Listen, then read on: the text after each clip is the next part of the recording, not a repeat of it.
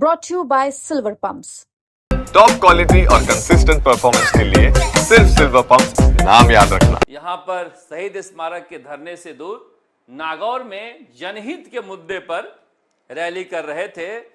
Rally करने में महारत हासिल हो गई है हनुमान बेनीवाल को। बड़ी बड़ी पार्टियां जब भीड़ के लिए तरस रही होती है तो हनुमान बेनीवाल भरी बारिश में भी बड़ी बड़ी रैलियां कर लेते हैं। इसलिए कर लेते हैं, देखिए कितनी भीड़ आई है नागौर की रैली में। जनहित के मुद्दे बहुत सारे होते हैं, मगर इस बार भजन लाल शर्मा की सरकार ने हनुमान बेनीवाल को चुनौती दी है। उनके घर की लाइट काटकर उनके लोगों पर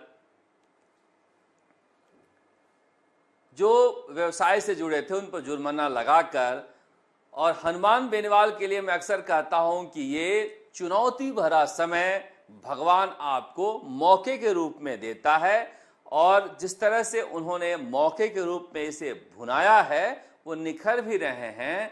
लोगों के दिलों में उनकी बातें पहुंच भी रही है। हालांकि कुछ तब्दीलियां जरूरी है भाषा को लेकर,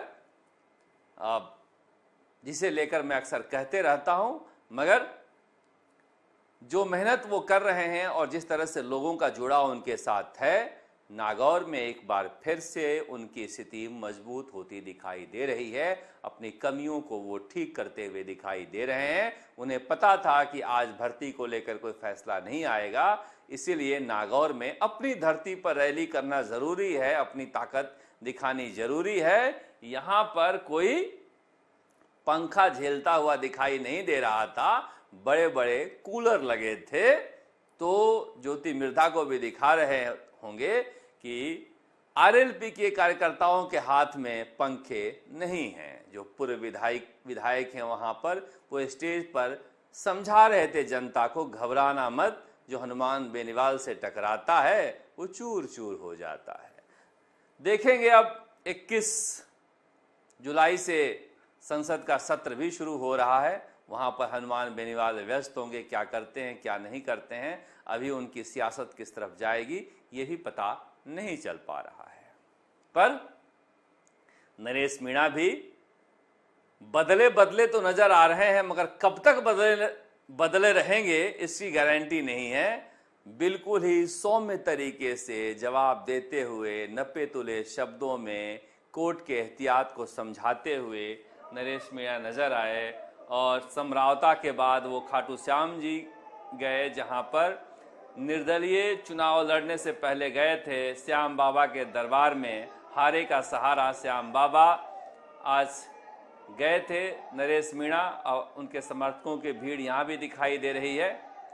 सीकर में भी लोकप्रिय हैं, और एक तरह से ये भी जो मौका बीजेपी सरकार ने इन्हें दिया है जेल में बंद करके, इसे ये अवसर में बदलने की कोशिश कर रहे हैं। अपने सियासत को ज्यादा निखारने की कोशिश कर रहे हैं कि पब्लिक में किस तरह से अपने आप को प्रेजेंट करे, क्योंकि आपकी भाषा अच्छी होनी चाहिए। आपकी भाषा से आप दूसरे को डराते हो या अपना बना लेते हो, आपका आचरण अच्छा होना चाहिए।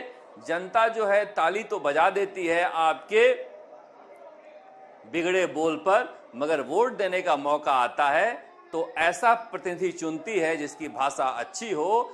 जनता का जो सेंस है वो बहुत रोबुस्ट है, इसका ध्यान हमेशा रखना होगा अगर आप निर्दलीय या फिर किसी पार्टी के साथ चुनाव लड़ना चाहते हैं। तो हमारी नजर रहेगी राजस्थान की सियासत पर। उधर कांग्रेस में ओबीसी मोर्चे की बैठक में अशोक गहलोत और सचिन पायलट बेंगलोर जा रहे हैं। वहां पर पता नहीं ओबीसी को लेकर क्या रणनीति कांग्रेस बनाएगी, मगर ओबीसी एक भानुमति का कुनबा है। ओबीसी कोई जाति नहीं है।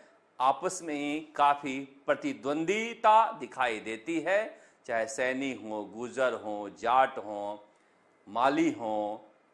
इसलिए ओबीसी की राजनीति को कैसे साधा जाए ये कांग्रेस के लिए एक दुधारी तलवार है। इस पर बड़े संभल कर चलना होगा।